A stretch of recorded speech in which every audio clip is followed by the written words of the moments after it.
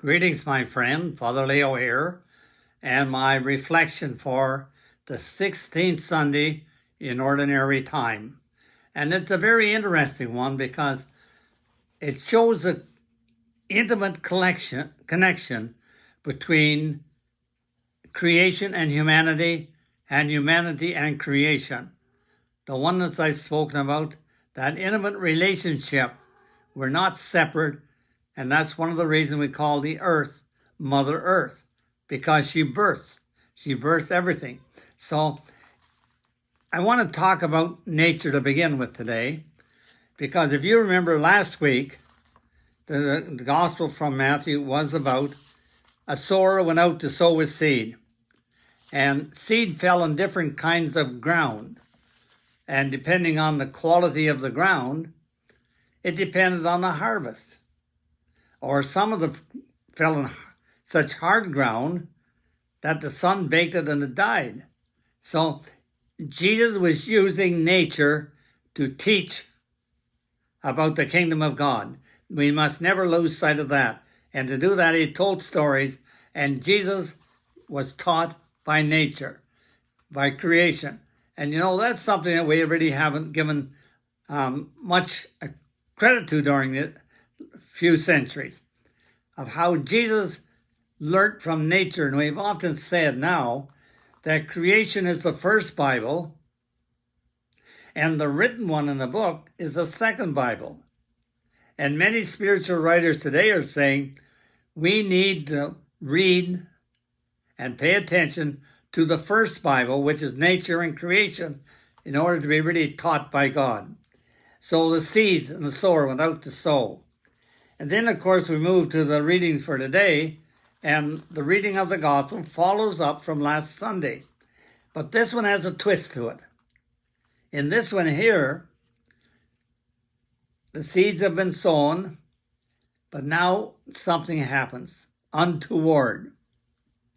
It's kind of spoiling the good picture, because it says, an enemy came and sowed weeds among the wheat, and then went away. Weeds and wheat. And it's not unusual for Jesus to talk about weeds and wheat.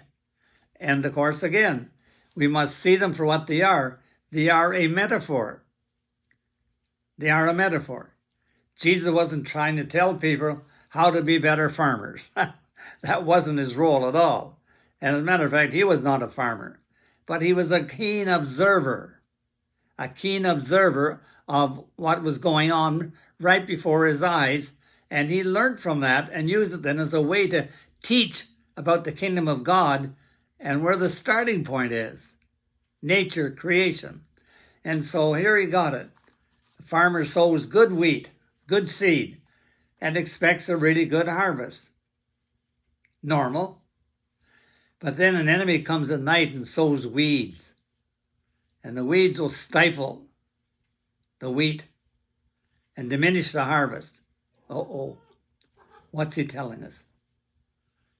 And of course, I think part of what he's telling us is that we need to be aware of how that plays out in our time and place as far as our own inner garden is concerned.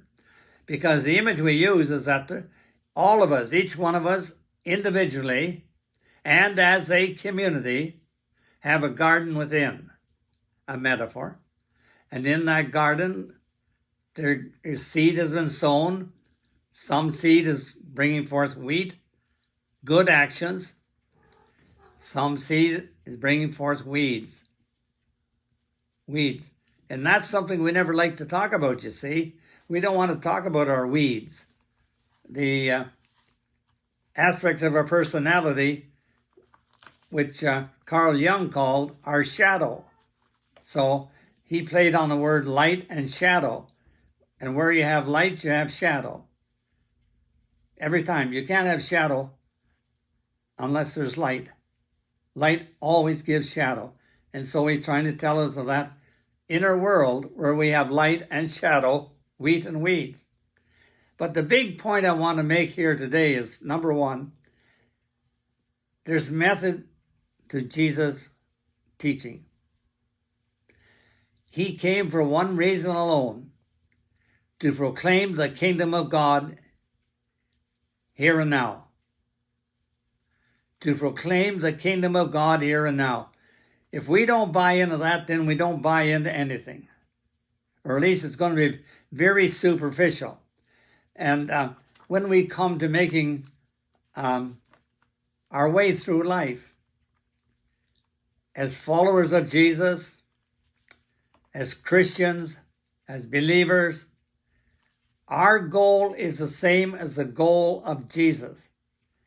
Jesus came to establish the kingdom of God, or to help people see the kingdom of God that's already in their midst, but also to build this kingdom, to develop it, make it more and more.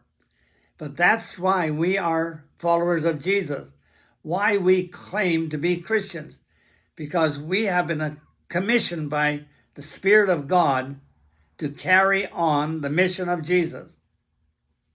Now, a lot of people will slice that up into, well, I do this, or I do that, or I do the other thing. Well, why are you doing it? Well, you're supposed to be kind. You're supposed to be charitable. They never make a connection between what they're doing and why they're doing it. And the why we do what we do when we do good is to further the kingdom of God in our midst. And if I don't get that, I'm missing the boat. So the kingdom of God, in the kingdom of heaven, whichever term you prefer, is in the here and the now. Now the question, that begs the question then. That begs the question. How do I know that what I am thinking or doing or not doing, how do I know that this fits into that common goal? And that's what the kingdom of God is. It's a common goal. And it's called discernment. And again, that's where discernment through prayer comes in. That when I have to make a choice, a decision to do or not to do, or how to do or how not to do, if I want to further the kingdom of God, I have to take my conundrum, if you will, or my question. I have to take it in prayer to discernment and ask the Spirit of God to enlighten me so that I can see that what I am going to do, whether it's charity or justice or peacemaking or the environment, I've got to see that this is the will of God. And being the will of God, it'll further the development of the kingdom of God here on earth. And that's again that's missing. So many believers would never think they get a bright idea and add it up, pros and cons, and decide what they're going to do without any thought of discernment. And that's the key. That's the absolute key to enlightenment and to see whether or not I'm choosing to do works into development of the kingdom of God here on earth. So it's living consciously. It's conscious raising. And by raising my level of consciousness, then because my goal, and it should not be just my goal, it should be the goal of a faith community. You know, I've often wondered, a lot of people at one time, a lot of people went to Mass every Sunday. I used to wonder, why are they going to church? What's the connection between going to church and the kingdom of God? Now most Catholics don't go to church. Is it any better world? I don't see it's any better because people have disconnected from the church and the way of the church. I don't see any improvement, but maybe if we have a different manifestation of church, then maybe people will be more attracted to a church that's more in tune. More in tune. And that's where I come into the weeds. There are weeds in each individual, and there are weeds in every community. I don't care what your community is, you can be sure there are weeds growing in it. Obstacles to growth. Perhaps one of the big one is denial. Jesus often talks about the righteous people, and he really spoke about them and told them they were wrong, dead wrong, because they were so righteous, they were blind that they could only see their supposed goodness. And they stood up and said, well, we're good people. Denial. There's a lot of denial going around today. And that way we can see all the good we do, but we don't see our weeds. We don't see our weeds. And we have to see our weeds. It's not a question of not having weeds. It's what do I do with a weed once I name it and identify it. Two things. I have to become aware of my weed. I have to name it. Is it prejudice? Is it bigotry? Is it pride? Is it lust? Is it greed? And we all have them in our garden, in our heart and soul. We all have some weed or weeds. Every community has weed or weeds, but they never talk about it. And so it's living in the dark, if you will. It's living in denial. And that's not the way of Jesus. The way of Jesus was enlightenment, to be able to see. And then what I do with my weeds is up to me. I know that some of my weeds, I'll have them till the day I die. Having said that, my responsibility is to manage those weeds so they are not a negative influence against the kingdom of God. There are some weeds I can do something about. With the grace of God, there can be healing and transformation and growth. So it's what I do with the weeds. And Jesus made it very clear, don't pull them up. In other words, don't do violence to your weeds. Don't do violence.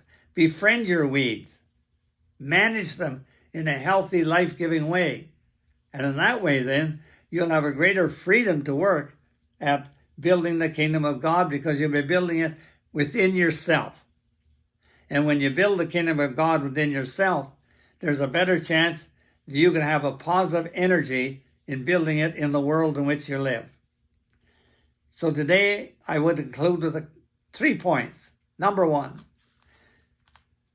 as a faithful follower of Jesus, remember, he has commissioned all of us who are to be his followers. He's missioned all of us to do is to build the kingdom of God here on earth.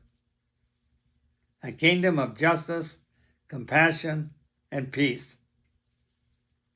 To build that kingdom through our relationships with the earth, with all living creatures, with animals, with all humans, to the extent that we can. So that's number 1, building the kingdom of God. Secondly, how do I know if I'm building? How do I know if what I'm doing, that my life force is a creative life force building the kingdom of God, or is it a acting out weed? And that's called discernment. That is called discernment, where I take it to God in prayer. I take it to God in prayer and ask to be able to see. And if I can't do it that way, sometime I'll take it to a spiritual director.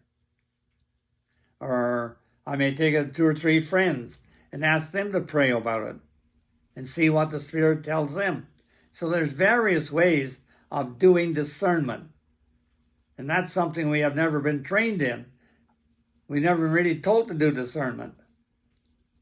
So I'm telling you, it's in the gospel here. Do discernment.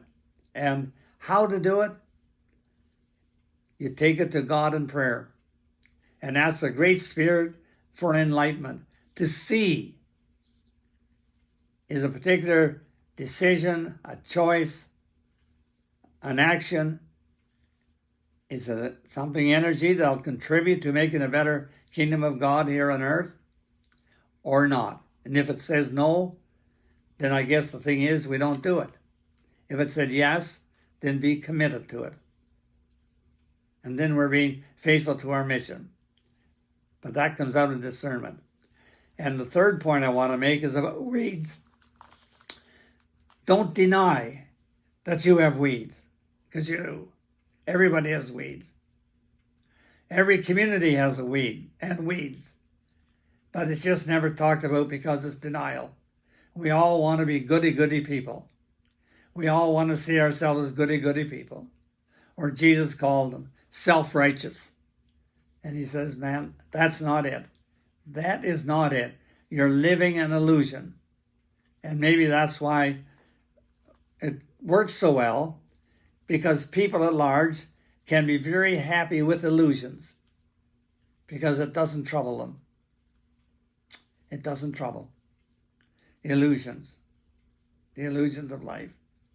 And so what the prayer of discernment does, it brings us into truth. Into the truth of our life and who we are. And who we are for God, who we are for the earth, who we are for the universe, who we are for all of creation.